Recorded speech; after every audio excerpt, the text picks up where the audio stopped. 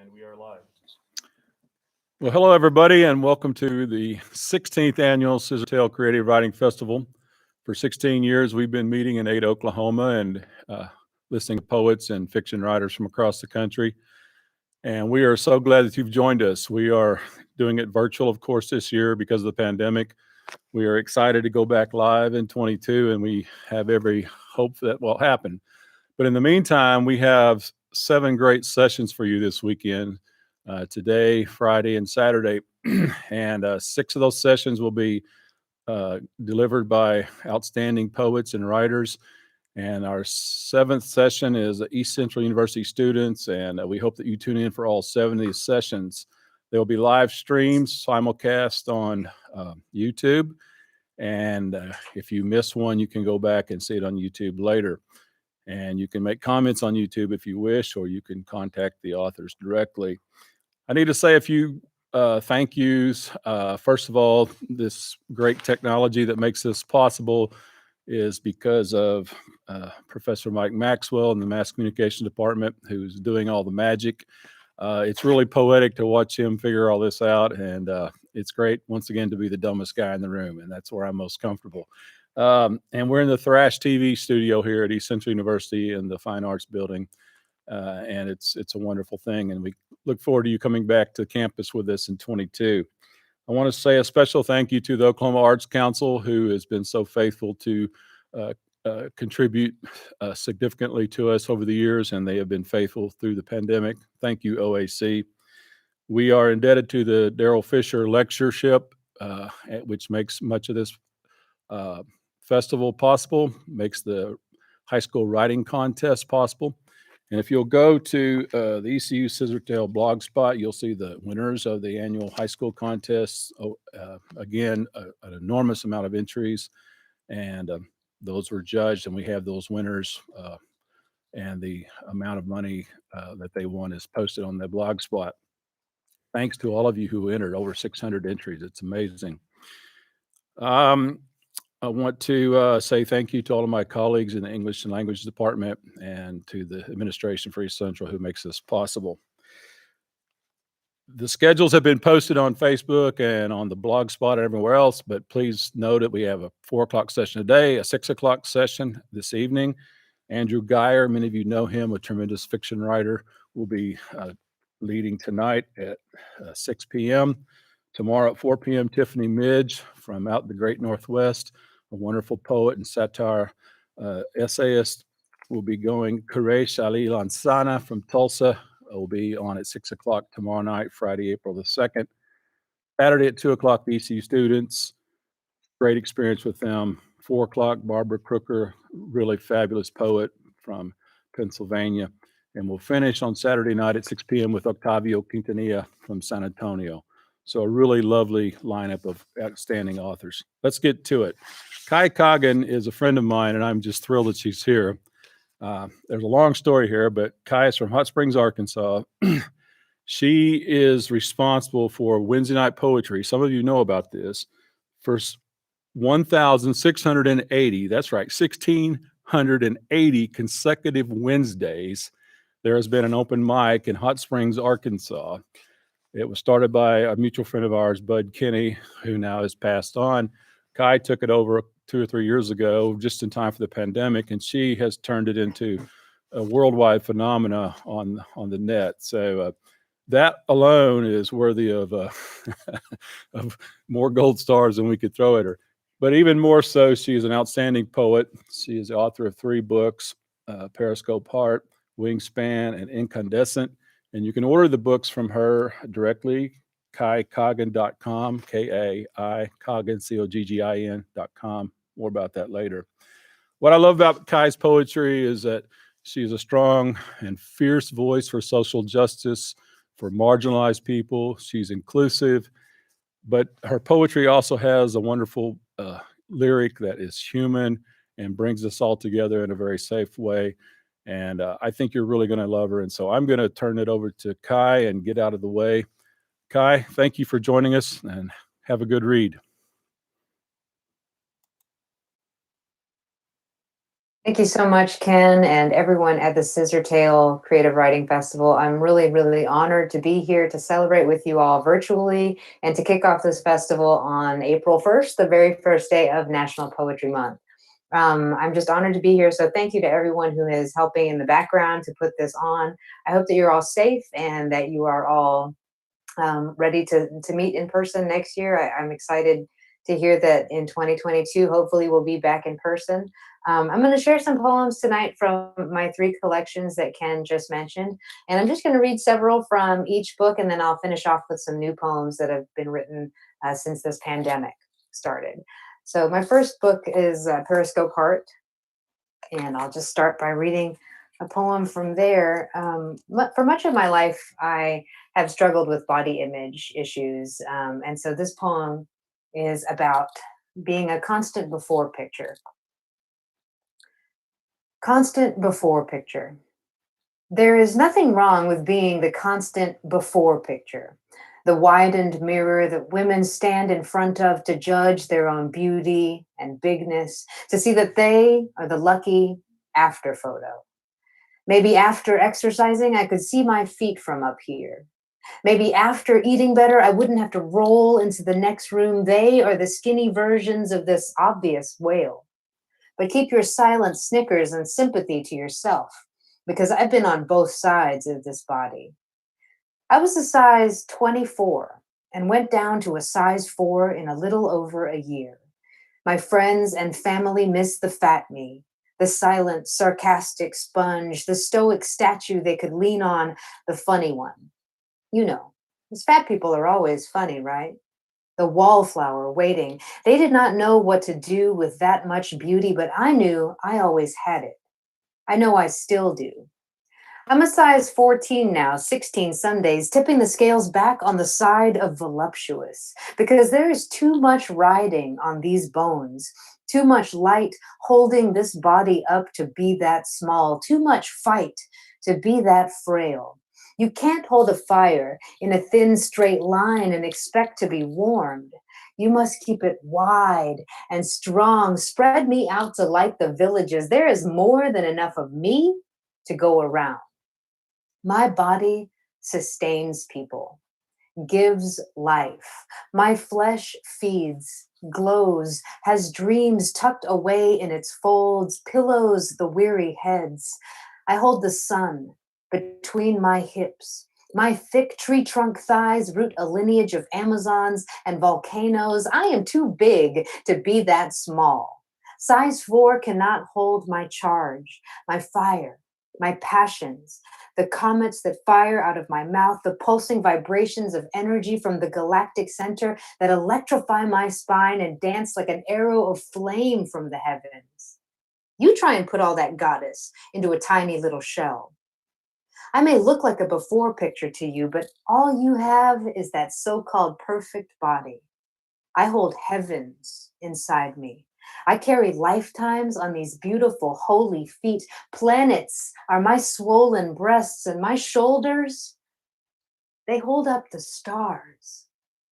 My monolith head can be seen from space, ancient temple of olive brown skin, frankincense smoke in my breath, each word an escaping blessing before. Yes, lifetimes before. Yes, eons before. I am a swirling galaxy in human form. Cut me cross section and see the concentric circles of my orbits. I am an angel with clipped wings, here in this body to help you evolve, here in this form so that you can see yourself.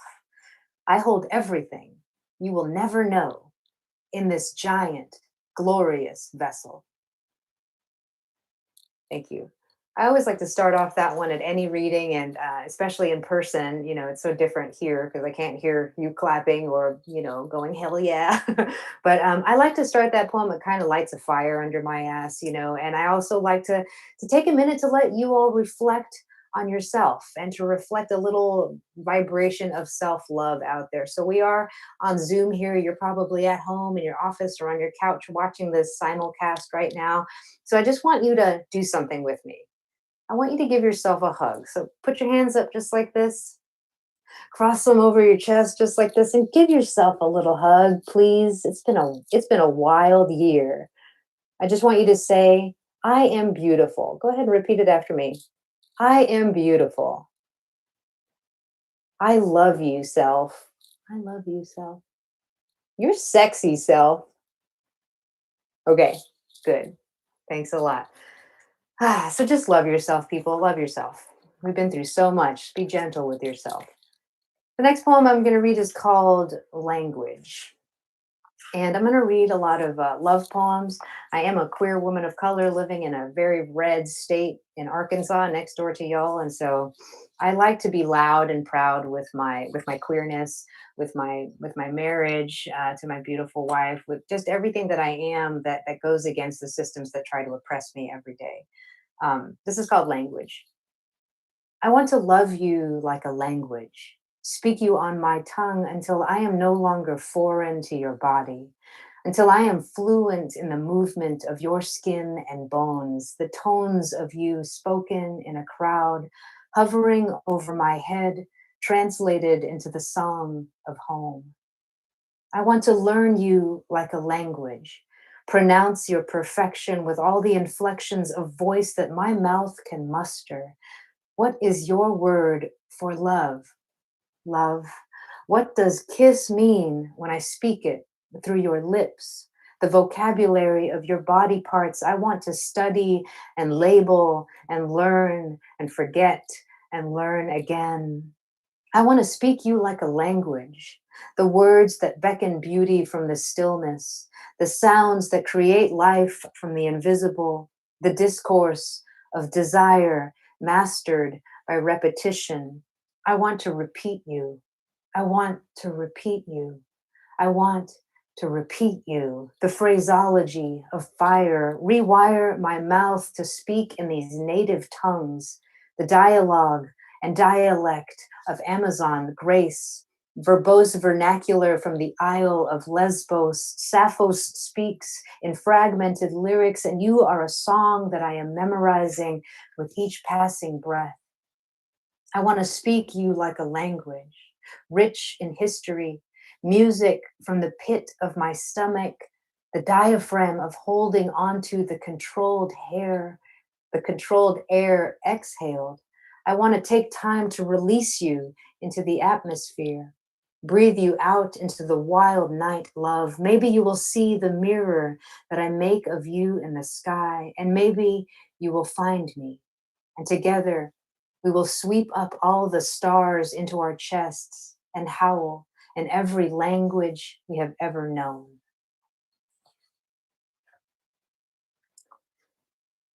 This next poem is it's about being with somebody but not feeling close to that person. It's called Canyon Ocean. I heard that the Grand Canyon has been an ocean 8 times, over billions of years, 8 times drained and filled, and drained and filled, and drained and filled again.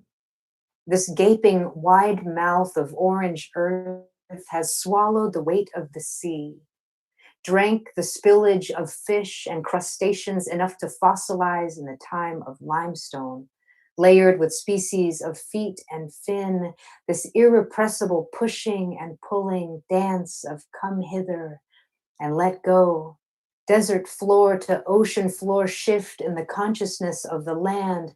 What does this say of my hands? What is the comparison that I can make with this ancient anomaly that seems almost unbelievable when I say it out loud into the empty air?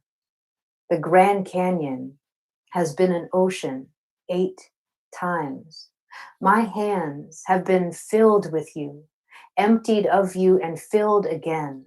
My hands have drunk every drop of your skin until the cup of my aching palms is left with only the echo that your impression pressed upon it, a hollow wanting of you, a letting go and a pulling in. The topography of your naked terrain has been etched into my mind with fire, and I could make a map of you in the dark. with only a pen seated in my fingers and words as islands forming the Pangea of your completeness. My darling, I am not beyond the miraculous. I have arranged the lines on my hands to spell out your name. Find yourself there again, love. Find the home that you once built where everything pointed to the sky and your eyes were fixed upon me like the North Star. If the Grand Canyon can pull in the sea 8 times, leaving painted pictures etched on walls, can't my hands call out into the chasms that love becomes? The gorge between our bodies where once no light could peek through between our skins. My palms are here, love, waiting to be filled with the ocean of your hips and heart. The parting of my earthen hands will brim again with the warmth of infinity and cycles and tides and oceans and you, my love, you. So those are a few from Periscope Heart. I'm going to read some from Wingspan also. Wingspan came out in 2016 with Golden Dragonfly Press. And the cool thing about Wingspan is when you open the book, the wings open. I know I can hear y'all going ooh and ah and applauding.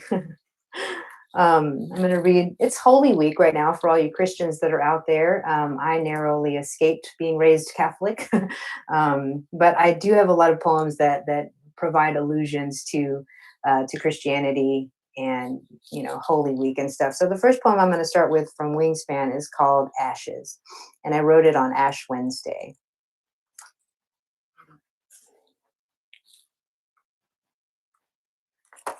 Hang on.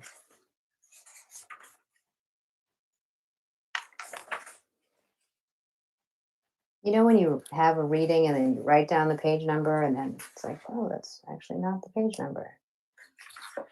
It's in the other book. Just kidding. Okay.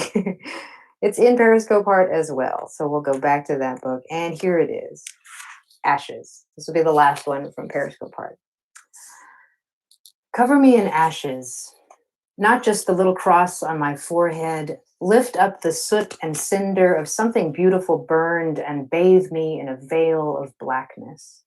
Cover me so that I glint with the luster of beaten coal held against the unforgiving sun, knowing that this is my contrition. Ashes. Yes, I have forgotten God. I left him on the side of the road on my way to enlightenment. I am going back, but going forward. I am turning my cheek to an abrasive wind that sings of my empty songs, the whispers, the echoes of everything that I scream in my fits of darkness, in my raging against the light, in my taking of hostages, in every ruthless battle I try to fight against the beautiful self in me being born. What can I burn that hasn't already caught fire by the singe of my tongue against a sleepless night? I am not 100% light, but I can see a broken mirror falling away, the broken image prison that can become a prism if I first cover myself in ashes. Blackened face, body, hands, feet, my defiance and ego painting me in the remains of fire. Make my body a prayer. Take my hands and form a steeple that only points in the direction of the eastern star. I am a striving spirit, covered in the ashes of a burning earth, covered in the sins that create this blissless mortality. It took walking my path to realize the importance of ashes and dust, this sacramental preparation of acknowledging my own shadow before letting all the light in, of preparing a temple to hold my own fiery heart, of knowing that God is the path and God is the traveler, and that the atoms of coal will rearrange themselves under high heat and high pressure to become the atoms of diamonds. I have walked into the fire willingly, become the body covered in ash so that I can be born a brilliant diamond. Shoot me incessantly with a beam of light until I bend it into a rainbow. Okay, that was the last one from Periscope Heart.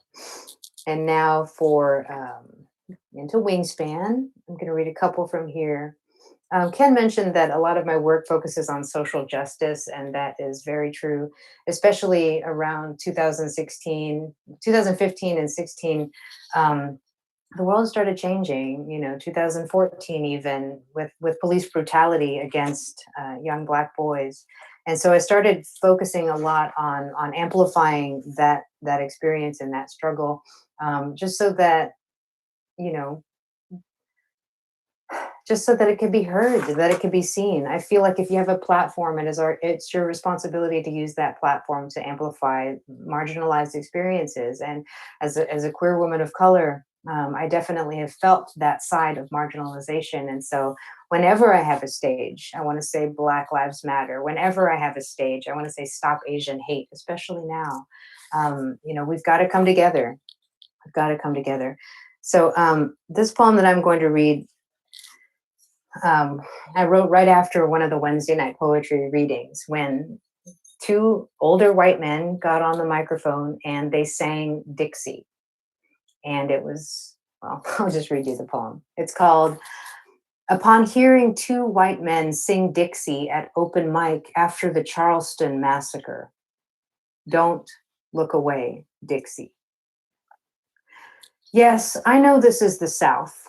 This is your heritage, your Southern identity. The flag of Arkansas looks like a disguise dressed in rebel red, inverted intentions reflecting the same colors, the same lines, the same meanings when they flap boldly in the wind, a limp cloth of hate. It's hard to tell the difference because there is no difference, and I can smell a cross burning as they sing. Dixie. That boyhood harmony sung from the gentle poet hearts of two kind old white men at open mic still echoes like an unnamed horror, still permeates the air with visions of slave ships and cracking whips, still splashes droplets of scarlet across glowing white cotton blossoms hushed in the field, still swings like lifeless fruit. I cannot whistle along with quiet acceptance. This sick stomach is a different kind of red flag. And these are two kind old white men. But I cannot look away anymore. We must look history right in the eyes and see all of the tears that Black mothers cry. And I can smell a Black church burning as they sing Dixie, that Confederate anthem, that left, right, left, little jolly hooray. Boys, this is no longer the land of cotton. And I know memory is a hand you are reaching for in the dark, but the crimes of man are not forgotten. I know you'll take a stand to live and die in Dixie, but your perspective on history is not the only one that matters. You see, Black lives matter, and I will not look away when another street is painted crimson with the way blood spatters and pools under a young Black boy again. No, I will not look away, as neo-Confederate flag rallies are happening this weekend at Walmart parking lots across the country. No, I will not look away, because this country has done that for far too long. Do not look away. Do not look away. Racism flies a new old banner. The KKK is recruiting young members, and Confederate flags are selling like bigoted hotcakes. Do not look away. Do not look away. Look straight at it all, America. Do not flinch or avert your eyes. How many more Black bodies have to fall before we call it genocide? How many more Southern Black churches must burn before we call it terrorism? How many more Black mothers' tears have to ocean beneath our feet before we take a stand? All I hear is die in Dixieland. All I hear is die in Dixieland. In Dixieland, where a rebel flag flies and Black boys die or are locked in prison. Don't look away, don't look away, don't look away anymore. Whew. Apologize for my voice cracking, but I'm not a singer. So thank you for listening to that poem. It's hard right now watching the Derek Chauvin trial on TV and that re-traumatization of hearing about George Floyd being murdered for all of us to see last Memorial Day. I'm glad that so many of us finally took a stand. This next poem is called An Open Letter to My Arm Flaps. And this is how I got the title Wingspan for this book. And it's another poem on body image and self-love. An open letter to my arm flaps. Dear fleshy flaps of hanging fat under my arms. Hey, you two, how's it hanging? Listen, I know we've had our differences, and I really only loved you when you disappeared for that year after I lost 100 pounds, but don't worry, I found it again. And there you are, swinging wildly, making my arms fit into dress shirt sleeves like tight meat and sausage casings, but I'm not hating you anymore, arm flaps. No, today I come in humble reverence. I'm on my portly, padded knees in gratitude. I write this letter to lay a trail of 1,000 white gardenia petals from my fingertips to armpits, cave dwellings with hanging rafters of fleshy weight waiting, eaves of adipose tissue. I think I would miss you if you were gone. I want to lift you up, move you like warm putty in my hands, mold you into the shape of love. I do love you, both of you. You make the gentle quiet of my embrace a supple home for a lover, a warm swaddle of skin and silk. You are what makes my body an ample hideaway, voluminous dwelling, holy velvet waiting to fall. Once hidden arm flaps, I now consecrate you as perfection, a resurrection from burden and shame into soft, glowing wings, delicate undulations of wanting, of pulling in, of wrapping close and wrapping around, corpulent flags of beauty and plumpness, glorious wingspan. Yes, I name you my wings, my low hanging sails that lead this body across every moving ocean. How you catch the swirling wind and suddenly we are flying. That's a little sample from Wingspan. Wingspan was a thick book, was a thick collection. There was so much going on in the world that I felt like I needed to write about. So that is just a taste of activism, of self-love, lots of poems about nature and birds. My wife is a master naturalist, and so kind of comes with the territory. I'm going to read a couple from Incandescent. This was my latest collection, was published in 2019 through Sibling Rivalry Press. And I just want to mention all of the cover art on my books was done by my now wife, Joanne Saradarian. But we've been together for 13 years, and she is a visual artist. And that's one of the many infinite hats of beauty that she wears. And so she painted the covers for all three of my books. And so I just want to mention and give thanks about that. So Incandescent. I'm going to read a poem called In Search of Salt. Butterflies in the Amazon drink the tears of turtles. This only happens in the Amazon. The butterflies flutter by in search of salt. The turtles oblige with watering eyes, open domes of sodium for the taking, move slowly across logs tipped to the mouth of rivers.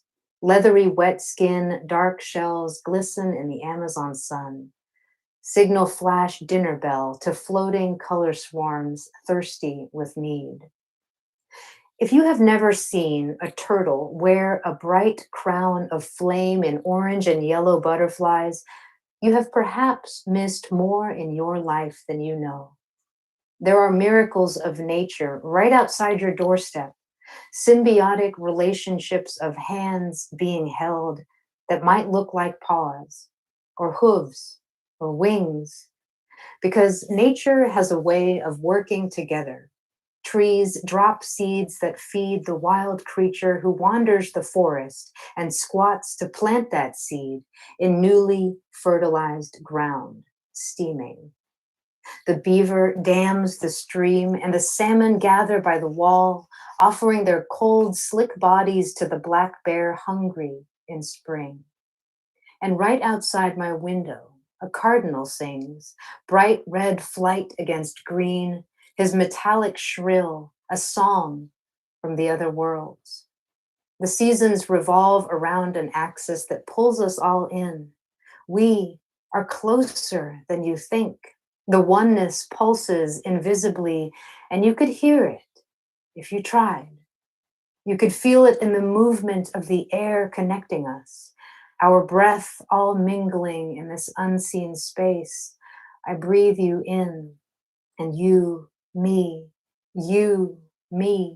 we. If you watch for the migration of hummingbirds, if you stay silent when the wolf howls his vibration to the fields of empty night, if you simply opened your eyes like the turtles, you would see.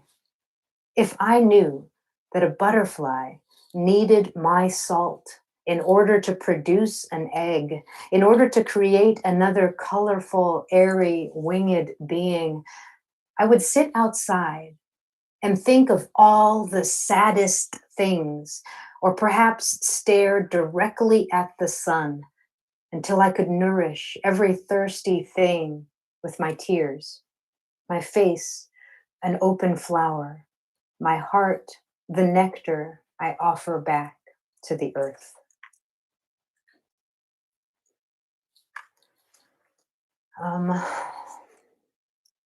I wrote this book in 2016. It was published in 2019, but I wrote most of it actually during the 2016 election and the aftermath that followed. And we are safely on the other side of that administration.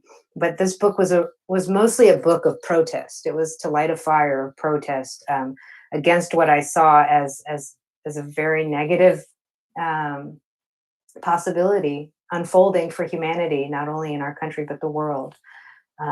So there were a lot of repercussions from that, but I think that we are coming back on the other side of it.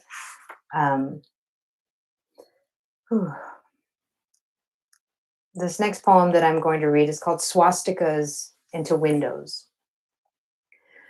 Recently, I heard of a woman who turned a graffitied swastika into a window, who connected the lines of hate symbols and formed an escape route, another thought, a creative solution in paint, a small hope, a gesture against.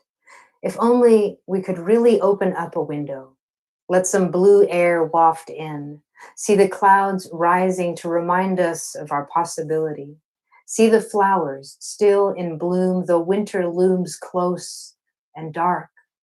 Yes, but I have heard too many stories of lines that cannot be connected, of symbols that run deeper than blood, of hope beaten and broken, and yellow stars reminding people of the bleakness of what may come. There must be something we can do. But for now, turn all of the swastikas into windows and add the sun shining through.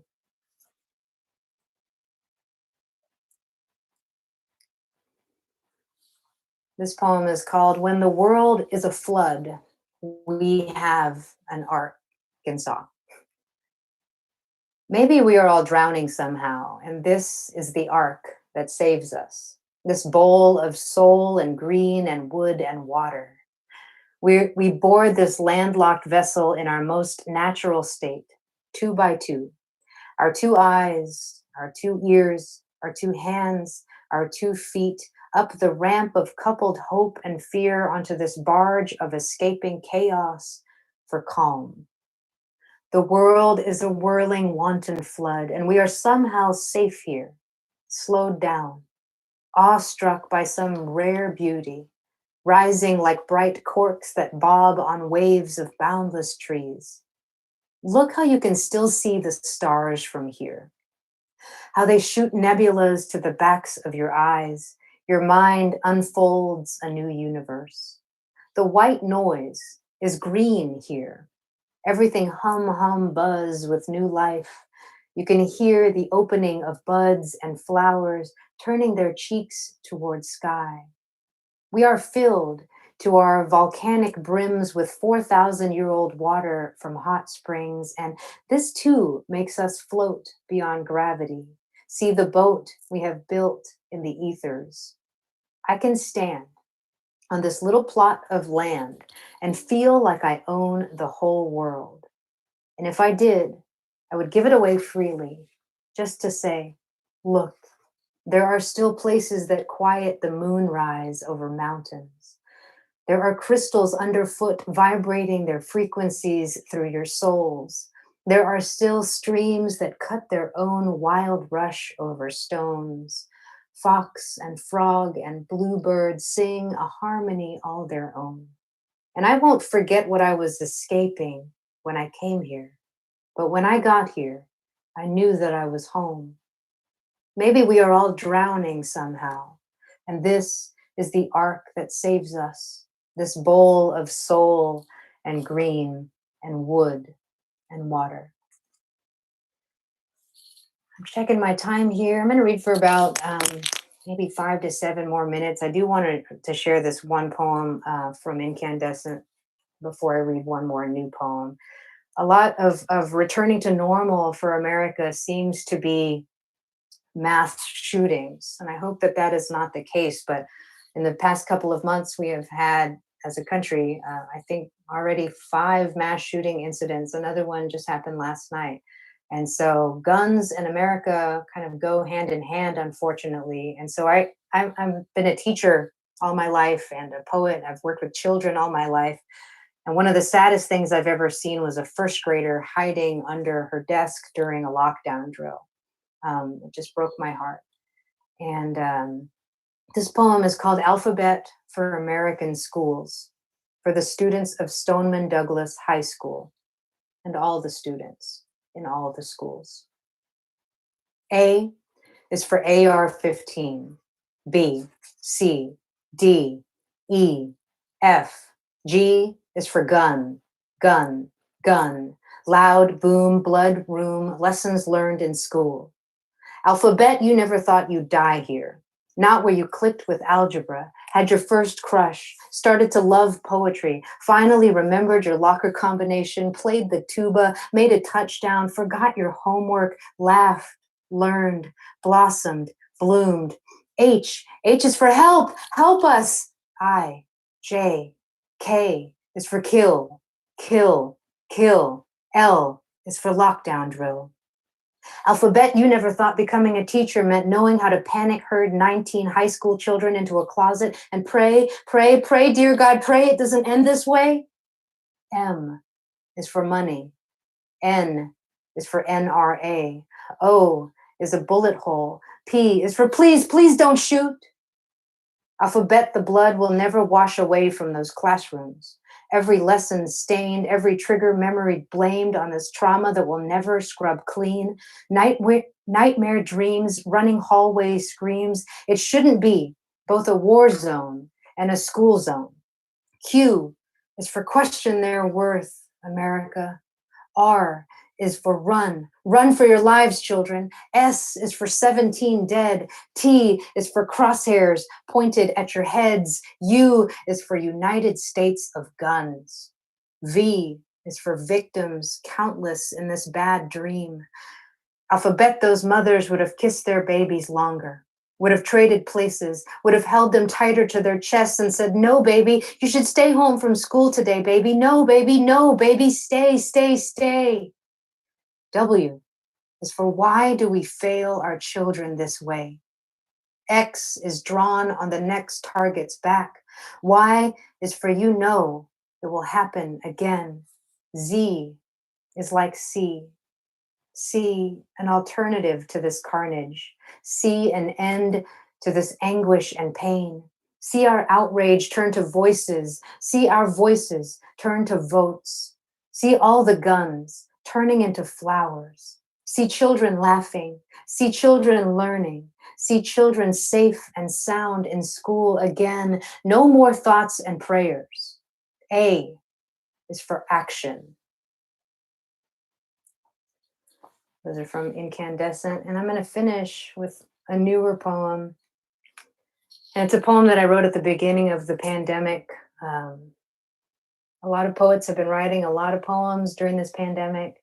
And it's just another poem that's about what we've been going through as a collective humanity. And it's called Makeshift Memorial. And I wrote this poem. Whoever thought that we would reach 500,000 Americans dead? I never did. I never thought we would get that high. But I wrote this poem when we lost 100,000 Americans. And this is what I'm going to end with, just because even though we're coming out on the other side of this thing and vaccines are available and there's hope at the end of that tunnel, light at the end of the tunnel, we do need to remember all that we have lost, and mourn the people that are no longer with us, and all the families and all the friends of all those holes in all those lives. So I'm going to end this reading on a solemn note. Thank you so much again to Scissortail for having me. This is a newer poem from my forthcoming collection, Mining for Stardust. This is called Makeshift Memorial. We crossed over the 100,000 mark like it was just another Tuesday. No fanfare, no flourish of flowers left on 100,000 graves. Funeral-less limbo walkers who disappear like a fog into the history we are writing with our collective inadequacy to be decent to each other. A memorial is an object which serves as a focus for the memory or the commemoration of something, usually an influential deceased person or a historical tragic event. From behind a mask, I whisper 100,000 names on the day we call Memorial Day, because something should be done to remember the living as they slip away. The uptick in numbers that were never just numbers, but bodies full of breath, full of breath, full of breath, full of breath.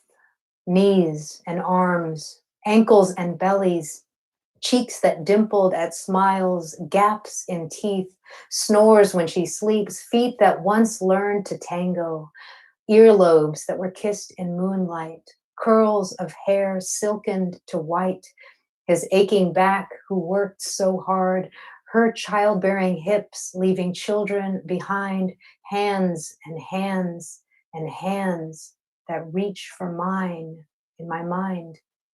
Not just numbers, but human beings, reduced, reduced, reduced until the only common denominator is how quickly they are forgotten in this panic, pandemic, pandemonium.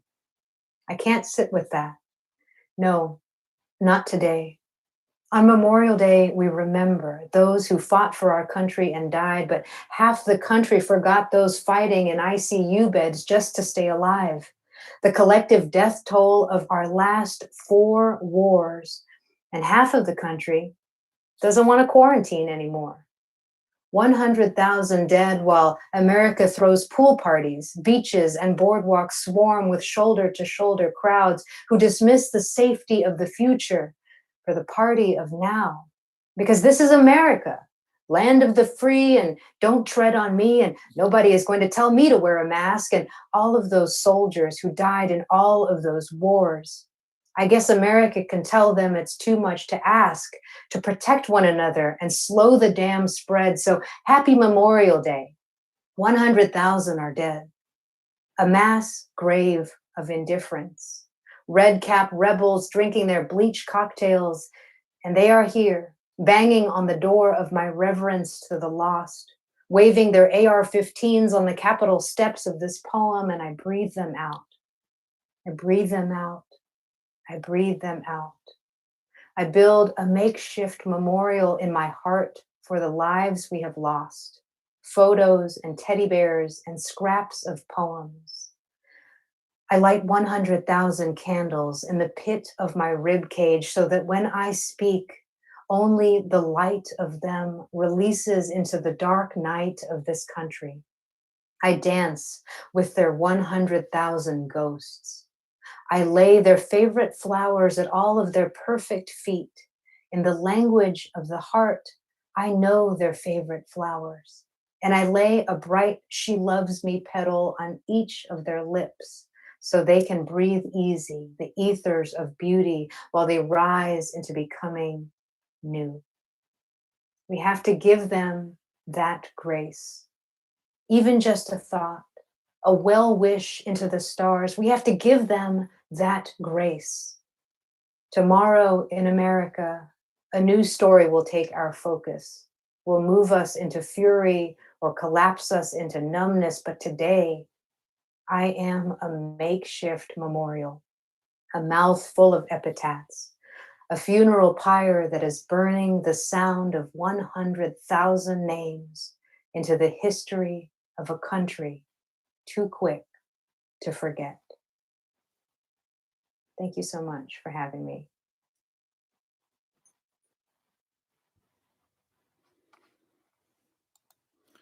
Wow. Thank you, Kai. This is just a fabulous beginning to our festival. I think everyone sees now why I like your poetry so much and why I think you're one of the finest poets. The Arkansas Times recently said that Kai was the best poet in Arkansas. They may have underestimated, maybe she may be the best poet in the South or beyond, who knows. Every time I see you, either the video events we've done together or in person at Hot Springs, I'm always struck with the sense of a combination of strength and sensitivity. I think you're sensitive because of your strength. You're sensitive to others because of your strength. And I think that you're strong because you are sensitive to other people. And it's just a very moving experience for me to listen to you again. And to the audience, please go to Coggin.com if you'd like to purchase books. It's in the chat on YouTube, and you can see the spelling KAICOGGIN.com. And these presentations will remain up on YouTube, so you can spread them to your friends and neighbors. You can rewatch them later on when you have a convenient time to do that. Our next session will begin at 6 p.m. Central Time. It will be Andrew Geyer from South Carolina and originally from Southwest Texas. And a lot of you know him, and we will enjoy his work. Again, thank you to all of you who are tuning in and keeping the Scissortail vibe alive. Give some love to our authors, and look forward to the day we can all be back together again. It's coming soon, I think. Thank you, Kai. Thank you very much. A beautiful presentation. See everybody at 6 Thank you, Ken. It p.m. was an honor.